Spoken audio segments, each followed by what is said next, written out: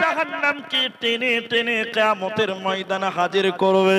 যারা পরকালকে মানেনি, যারা নামাজ পড়েনি, আল্লাহর বিধানকে মানেনি, আল্লাহর ফেরেশতারা ওই কিয়ামতের ময়দানে জাহান্নাম টেনে আনবেন।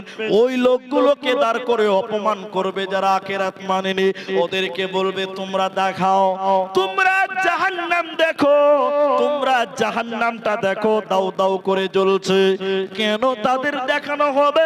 আল্লাহর ফেরেশতারা তখন জাহান্নাম নিয়ে আসবে।